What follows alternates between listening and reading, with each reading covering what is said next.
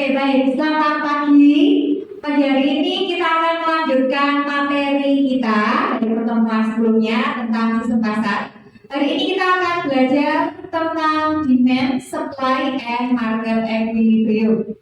Oke, baik. Pada pertemuan sebelumnya kita sudah membahas tentang sistem pasar, gitu ya, yang digagas oleh Adam Smith, yang bersandar pada mekanisme dari invisible hand atau yang kita ketahui sebagai tangan yang tidak terlihat, gitu ya. Oke, nah di sana ada apa mekanisme, ya, mekanisme kekuatan dari supply and demand, ya. Jadi pasar itu mengatur dirinya sendiri secara efisien, ya, tanpa campur tangan pemerintah. Nah, hari ini kita akan membahas lebih lanjut, begitu ya, tentang supply and demand. Oke, Christopher. Ya, itu tanya nih Chris. Pernah dengar tentang pasar kan? Pasti tidak asik ya kalau dengar tentang pasar. Oke, apa menurut pendapatmu atau pada saat Christopher mendengar tentang pasar, apa yang langsung terlintas? Satu dan dua. Satu dan dua. Oke, thank you Christopher. Oke, ada Samuel. Pada saat mendengar kata pasar, market, apa yang terlintas di pikiranmu, Sam? Amin. Oke, satu lagi Ibu pengen dengar Jason. Gimana Jason? Pasar tradisional. Pasar tradisional dan modern. Oke, thank you. Ya. Oke, nah demand and supply, ya. Kalau kita lihat nanti ada biasanya ada transaksi gitu ya, ada penjual dan pembeli. Nah, pagi hari ini kita akan melakukan sedikit aktivitas, begitu ya. Ibu akan minta begitu. Di sini William, ya, sama Sally, ya. Oke, William dan Sally, ya. William dan Sally boleh maju ke depan nih, ya, boleh maju, ya. Oke ya, di depan ibu aja nggak apa-apa. Oke. Nah, William di sini boleh hadap ke sana, ya, ke teman-teman. Silakan hadap ke teman-teman. Ya, oke. Nah, William dan Sally kalian akan menjadi penjual dan pembeli, gitu ya. Nah, biasanya yang suka nawar-nawar itu cewek ya. Jadi Sally jadi pembelinya ya, Sally ya. William jadi penjualnya ya. Oke, baik. William sebagai penjual ibu kasih modal gitu ya. Atau ketika William menjual ini adalah harga yang paling kecil gitu ya. Jadi ini harga produksinya. Jadi nanti William harus menjual lebih mahal dari harga yang dikasih gitu ya. Nah, di sini Sally kasih uang saku gitu ya untuk membeli barang yang dijual oleh William gitu ya. Oke. Nah, apa yang dijual gitu ya? Barang apa sih ini gitu ya? Oke, di sini kalian akan jadi William ini akan berjualan mutiara. Ya, William akan berjualan mutiara. Dan di sini Sally akan membeli mutiara yang dijual oleh William, gitu ya. Dan kalian harus melakukan tawar-menawar, gitu ya. Oke. Nah, ini adalah harga yang akan ibu kasih ke William. Ini Will. Minimal ya, boleh jual lebih rendah dari ini ya. Ini Sally. Oke, yuk. Pasar kita buka, silakan kalian tawar-menawar, ya. Oke, nggak apa-apa, nanti ditanyain aja. Oke. 60.000. Yang di ukurannya lebih besar daripada pasar lain. Kalau tidak bagus,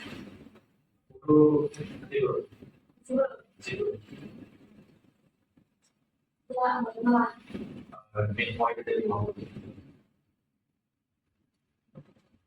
Oke, gimana, Bil? Boleh, kalau itu coba tangan. Oke, terima kasih Sally dan William, ya, bisa duduk kembali. Oke, yang kalian lihat tadi itu adalah salah satu contoh gitu ya, apa yang dilakukan oleh penjual dan pembeli. Di sana ada demand and supply gitu ya. Jadi William tadi, ya, William ini menjadi seorang penjual, ya. Dia menawarkan barang yang siap, tentunya yang siap dijual. Tadi kan ada mutiara yang bagus.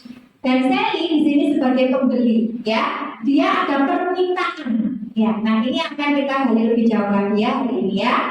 Oke, nah yang pertama kita akan belajar tentang permintaan.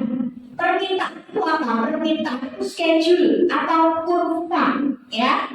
Nah, schedule atau kurva yang menunjukkan apa? Ya, jumlah barang, ya, berbagai jumlah barang yang diminta, ya, yang bisa dibeli, yang sanggup untuk dibeli oleh konsumen. Dan di sini ya demand itu punya hukum, namanya hukum permintaan. Ya, hukum permintaan. Ya, di situ dikatakan hukum permintaan itu pada saat harga itu turun gitu ya, kuantitas barang yang diminta itu akan naik. Nah, ibu kepingin supaya kalian itu tidak menghafal ini hukum permintaan, tetapi mengerti. Kalian di sini sebagai konsumen, kemarin kita belajar gitu ya, bahwa setiap kita gitu ya, setiap masyarakat, setiap individu ya, itu itu berpikir rasional, gitu kan? Nah, ketika kita berpikir rasional ya, kita mengharap sesuatu yang menguntungkan bagi kita, gitu kan? Nah, jadi kan kita sebagai konsumen, kita ingin mendapat untung, ya. Kalau misalkan harga itu semakin murah, maka permintaan kita akan semakin naik, semakin banyak, gitu kan? Terhadap barang itu. Nah, tadi kan hukum permintaan ya. Nah, sekarang coba kita, yuk kalian latihan ya. Kalian membuat kalian melengkapi grafik ini. Oke, silakan. Jason mungkin bisa di sini ya, Jason ya, Ibu gambarkan grafiknya ya, Jason ya. Guys, ide. Oke, Jason silakan. Buat grafiknya di sini, Jason. Yuk, Jason. Dari data itu ya, Jason ya.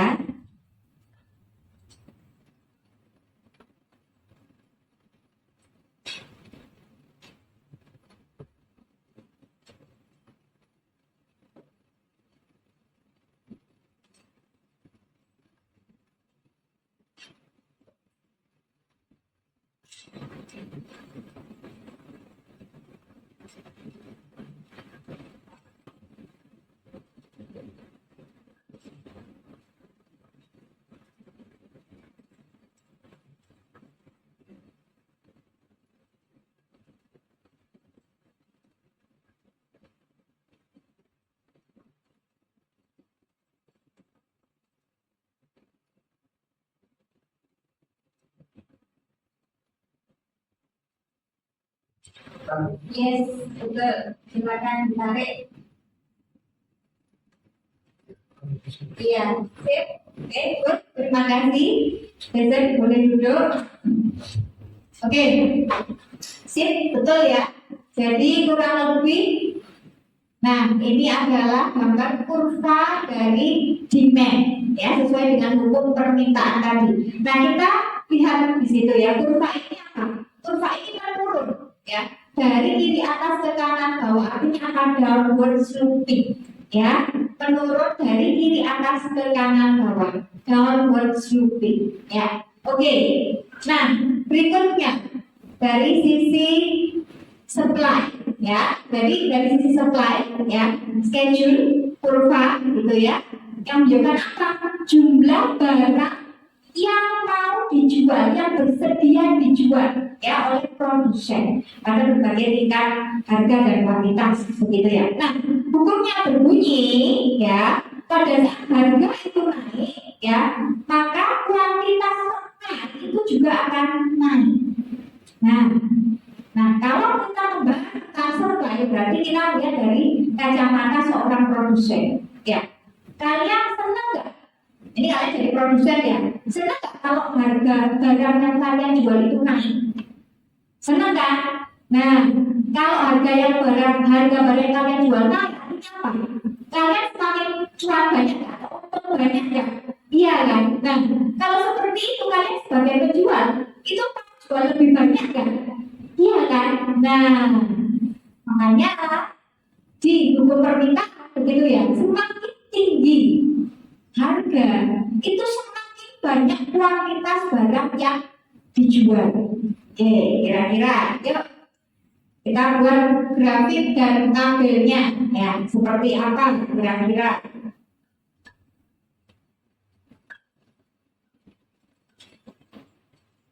Dengan hukum penawaran tadi ya, semakin tinggi harga, semakin tinggi juga kuantitas barang yang ditawarkan.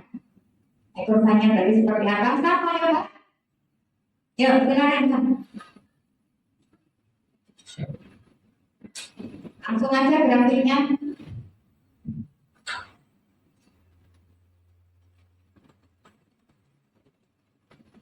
Sip, oke. Yes, kurva ya.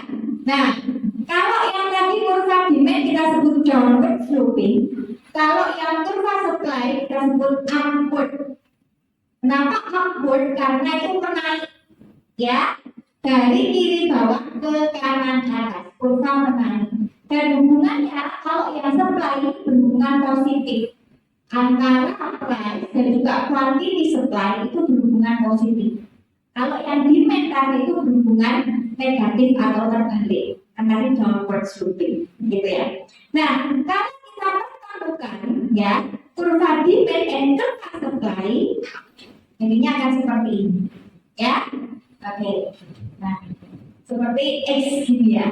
Nah, di situ ada titik tengahnya. Titik itu disebut titik equilibrium, gitu ya, titik equilibrium. Nah, jadi ada quantity equilibrium, ada price equilibrium, ya. Di titik equilibrium, ya,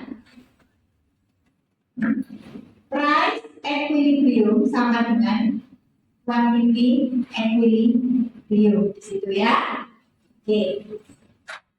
Nah, sekarang apa yang terjadi kalau misalkan tidak di titik equilibrium? Apa yang terjadi dengan jumlah barang yang diminta dan jumlah barang yang ditawarkan kalau tidak ada di titik equilibrium? Nah, itu seperti ini. Ya, oke. Coba kalian lihat di sini ya. Di sini kan ada ya price equilibrium. Kalau kalian lihat itu di berapa dolar price equilibrium? Di angka 10 ya. Dan quantity equilibriumnya di angka berapa? 100 ya. Oke. 10 dan 100 itu kalau equilibrium. Nah, tetapi kalau kondisinya sekarang ya kita lihat, kalau harga itu 15 ya, harga berarti paling atas ya 15. Apa yang terjadi? Ternyata pada saat harga 15, quantity supply-nya adalah ya kalian katakan itu ya kalian tarik sampai ke garis supply ya, garis supply yang warna biru ya. Oke, berapa quantity supply-nya? 150 ya. Nah, pada saat harga 15, quantity supply-nya itu sebanyak 150. Nah, sekarang kita lihat pada harga 15 berapa quantity demand-nya? 15 tadi kita tarik sampai ke garis demand, berapa quantity demand-nya? 50. Coba kita lihat kondisinya. Pada saat harga itu 15, jumlah barang yang ditawarkan oleh produsen itu sebanyak 150. Tetapi di sisi lain jumlah barang yang diminta oleh konsumen sebanyak 50. Nah, kalau kondisinya seperti itu berarti ada apa ini? Ada kelebihan apa? Kalian kalau misalkan kalian sebagai penjual nih ya, jumlah barang yang kalian jual itu 150, tapi yang beli cuma 50. Barang kalian banyak nggak di gudang stoknya? Banyak. Nah, itu dikatakan di situ surplus. Ada kelebihan penawaran, excess supply namanya. Ya, oke. Nah, terus kita yang berikutnya Yang kedua, ya, pada saat harga itu 5 dolar, apa yang terjadi? Coba kalian tarik ke S-nya. S-nya berapa di situ? QS-nya berapa? QS berapa? 50. Ya, sementara QD-nya berapa di situ? 150. Nah, apa yang terjadi? Jumlah barang yang ditawarkan oleh penjual hanya 50 di situ. Tetapi barang itu diminta oleh konsumen sebanyak berapa? 150. Berarti gimana? Kurang nggak barangnya? Kurang kan? Nah, kalau kurang berarti terjadi kondisinya adalah shortage. Ya, kurang atau di situ excess demand, ya. Ini kita sebut dia posisinya ya kelebihan permintaan atau excess demand ya. Ya, excess demand. Oke, seperti itu. Nah, supaya kalian lebih memahami lagi gitu ya tentang market equilibrium, excess demand and excess supply, ya, silakan kalian nonton video ini. Ya, yuk silakan. Silakan bisa pakai smartphone masing-masing.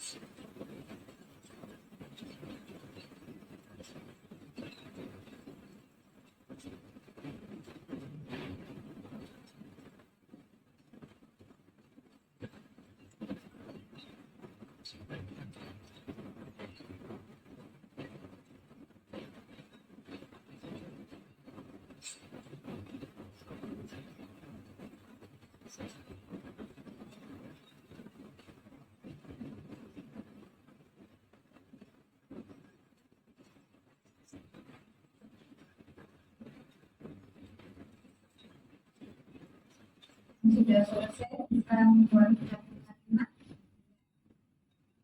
kesimpulannya apa? Coba.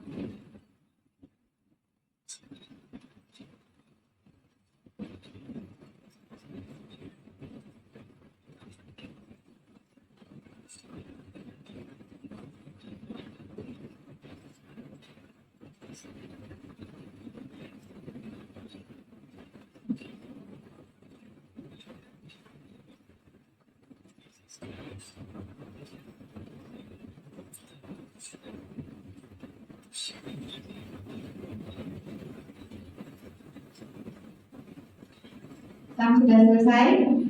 Oke, gimana Sam tadi video yang kamu tonton?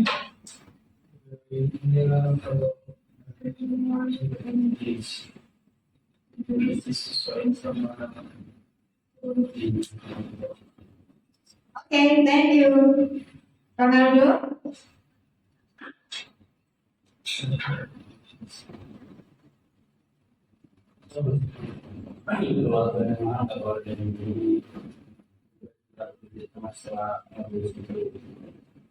Oke, good. Thank you. Ya. Ada lagi? Besok? Gimana besok?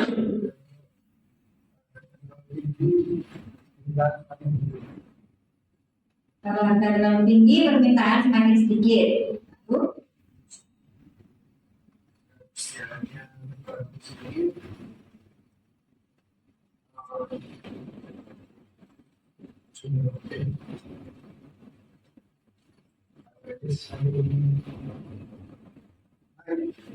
Harganya semakin naik. Oke. Ya. Nah, di sini ya. Jadi ada kekuatan permintaan dan penawaran sampai dia apa bertemu di titik equilibrium tadi ya. Ketika harga itu terlalu mahal, konsumen nggak mau ya. Dan sebaliknya ya, ketika harga terlalu murah, nah kadang itu juga membuat penjual juga ini ya nanti nggak bisa untung banyak ya. Nah sampai akhirnya berada di titik equilibrium ya, menemukan harga yang sesuai gitu ya, baik dari sisi konsumen, baik dari sisi produsen. Oke, baik, kita akan lanjutkan materi kita. Nah, sekarang tadi itu kan kok harga barang itu bisa berubah gitu ya, bisa turun, bisa naik gitu ya. Nah, kira-kira apa saja sih yang faktor-faktor apa saja yang menentukan gitu ya harga barang itu bisa apa namanya naik atau turun, dan juga jumlah permintaan itu bisa tambah banyak, bisa tambah sedikit, gitu ya. Oke, yang pertama apa sih yang faktor yang menentukan permintaan? Yang pertama adalah harga barang itu sendiri. Ya.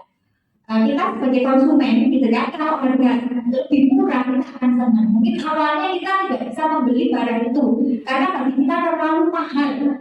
Ya, budget kita nggak cukup, Bu. Saya pengen beli sepatu yang saya sudah kepingin gitu ya, Bu. Tapi karena masih mahal, jadinya saya nggak bisa beli. Nah, tetapi ketika sepatu itu udah sale, gitu ya, saya bisa beli, Bu, dengan tabungan saya. Nah, akhirnya apa? Jumlah barang yang diminta itu mengalami peningkatan. Karena ada perubahan harga barang itu sendiri, gitu ya. Oke. Nah, kalau yang kedua adalah pendapatan dan kekayaan. Kalian merasa nggak ketika uang saku dari orang tua kalian naik, nah itu biasanya akan mendorong apa? Kalian membeli lebih banyak barang-barang dan jasa. Gitu kan? Ya, contoh ya. Iya, Bu, gitu. Padahal pengennya itu tabung yang banyak, gitu kan? Tetapi kok malah konsumsi lebih banyak. Nah, seperti itu. Ya, oke. Tetapi ternyata kalau kita belajar di ekonomi, ya, tidak semua barang itu mengalami hal yang seperti itu, gitu ya. Nah, kayak yang tadi ya, misalkan pendapatan kita makin naik, pembelian kita akan barang itu juga akan naik. Nah, itu dialami oleh barang-barang yang namanya barang normal. Tetapi di sini kita mengenal ada barang inferior. Nah, apa itu barang inferior? Barang inferior ini, kalau pendapatan kita itu makin naik, tetapi pembelian kita akan barang itu malah menurun. Nah, apa ya kira-kira ya? Ya, coba apa ya? Pendapatan saya naik, uang saku saya naik, pembelian saya barang itu makin turun. Nah, kira-kira barang apa? Apa ya? Aneh ya, gitu kan? Ya, apa kira-kira? Apa jasanya? Ini barang inferior nih. Ini kan? Pendapatan kita naik, tapi pembelian kita malah turun. Apa ya? Baju. Kalau ada baju yang kalian kepingin ini lagi sale, awalnya nggak sale, kalian mau beli nggak? Tahu kan? Nah, tapi ini malah kalian nggak mau beli. Nggak mau beli itu. Uangku lebih banyak, nggak mau beli. Apa ya? Apa ya kira-kira ya? Barang imitasi. Barang imitasi itu bisa kita simpulkan barang yang menurut kita itu seperti itu. Kalau misalkan apapun ya, itu biasanya tergantung dari kondisinya. Ketika kita merasa ini murah bagi saya tidak mau beli lagi. Karena ini murah. Misalkan gini deh, ada sebuah keluarga gitu ya. Nah, si bapak ini ya, ini sekarang biasanya pas mudik ya, kalau mudik itu naiknya hanya bis gitu ya. Nah, sekarang bapak ini itu sudah naik jabatan. Jadi income-nya itu bertambah 3 kali lipat misalkan. Nah, dia yang awalnya kalau mudik itu selalu naik bis, sekarang dia nggak mau. Ini naik pesawat dia. Nah, maka bis ini tadi itu menjadi inferior. Ya, karena bagi dia kan naik bis, saya pakai pesawat. Nah, jadi kita melihat kondisinya. Intinya adalah apa yang menurut kita itu bukan misalkan kos-kosan nih, gitu kan. Waduh, ini uang saku dari pangkal-pangkal ini sudah menipis nih, gitu ya. Nah, biasanya kalian bisa kafe, bisa beli restoran, ya. Nah, bisa beli GrabFood, GoFood, kan gitu ya. Nah, tetapi kalau sudah mentok habis, ya akhirnya kalian belinya di warung titik-titik gal atau apa gitu ya, yang murah kalian kan gitu ya. Nah, seperti itu. Nah, ini karena uang saku tinggal dikit, udah deh, saya mau beli ini saja gitu ya. Oke, nah itu ya, jadi pada inferior itu seperti itu. Nah, yang berikutnya adalah selera, ya. Nah, dulu gitu ya, kita ini